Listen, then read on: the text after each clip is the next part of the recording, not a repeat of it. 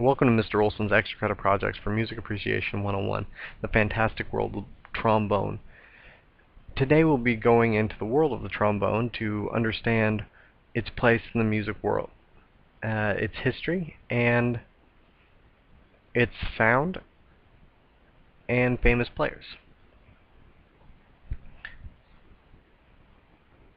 The earliest known trombone was actually called the sack button, was invented around the 1450s. The slide was not functional at that time and wouldn't be functional until around the 1550s. Instead of moving the slide, the players would crook their instruments to play different notes in the overtone series. A crook is a piece of pipe that would lengthen an instrument to change its fundamental pitch. If you look at the picture below, there are three pieces of pipe sitting next to the slide. Those would actually go into the lead pipe and lower its fundamental pitch by a half step. These early instruments were known to be used to accompany church music. The addition of trombones to orchestra music did not begin until the 18th century, and their role was mostly vocal support for sacred music of the church, and this tradition continued until the mid-19th century. By the mid-19th century, the bell sides became wider and larger, because louder sound was desired to generate greater volume in orchestras, which were continually increasing in size. Composers like Wagner relied heavily on trombones for bigger volume and greater range of emotion, expressing from might, heroism, barbarism, religiousness, and to be omitted, the spectacle of sheer volumes for its own sake. No doubt prompted Richard Strauss to utter the famous quote, "Never look at the trombones, it only encourages them." By this time, their role in the trombone in band and classical music was pretty much set, and by the end of the 19th century, the trombone found itself in the hands of early jazz musicians in New Orleans. The various types of jazz were New Orleans jazz, ragtime, the jazz era, the big band or swing era, bebop era, the avant-garde era, free jazz, and fusion jazz. The early jazz trombone played more or less as a functional role and was usually present as a single instrument.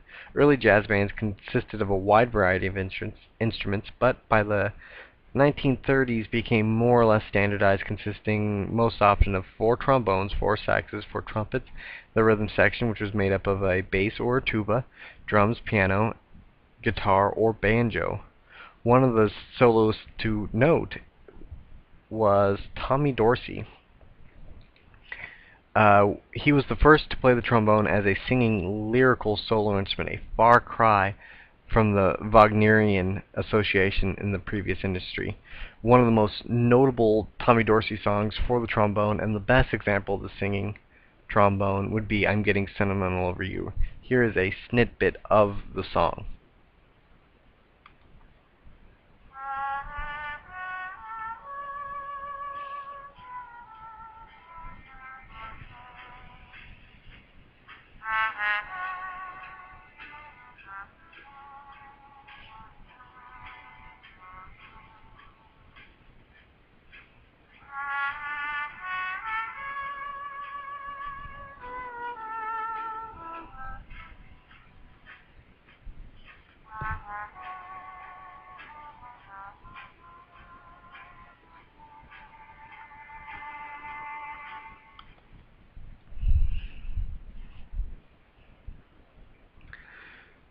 The sound of the trombone is particularly unique, and the mouthpiece is where it begins.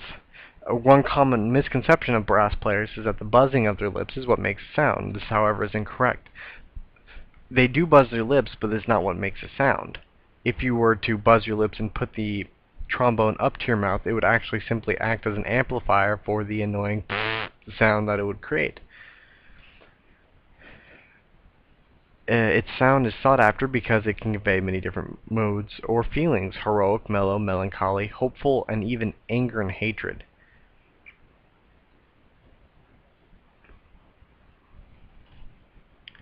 The slide is one of the most appealing parts of the instrument. The slide acts as a tuning mechanism that, along with the correct airflow, creates the desired pitch. The trombone has 7 positions.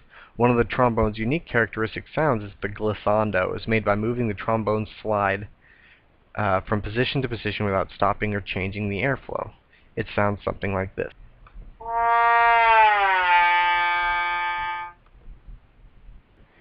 A trombone has a range from the pedal B flat to a treble clef F. In most music, however, trombones will not use the pedal tones in most repertoire because it is mucky and almost disgusting in sound. Recognizable pieces for trombone are Colors for Trombone, I'm Getting Sentimental Over You, as we just heard, and Trombone Shorty. Your assignment, if you choose to accept it, which in your case, if you're having to do an extra credit assignment, means you probably should.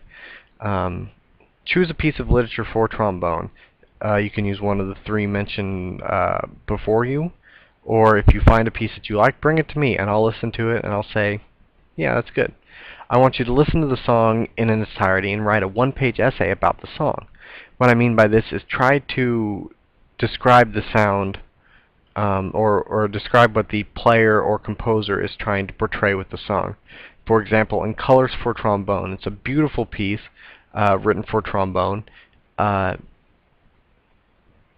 Its playing describes colors: blue, green, yellow, and red. And as the song progresses and changes from movement to movement, you will be able to tell the difference between what is red, what is green, what is yellow, what is blue, and understand and talk to me what sound, what characteristics of the music that changes to describe one thing to another. And then turn it into me. If you do good work, I'll give you points for it. If you don't, then I'll probably still give you a few points even just for the effort. So, no harm done. It can only help you. Thank you for joining me in this short assignment, and I hope that you gained a little bit of knowledge about this, and hopefully we'll start listening to music that you don't generally do: trombone music or trumpet, classical repertoire, or concert repertoire. Thank you, and good luck on your assignment.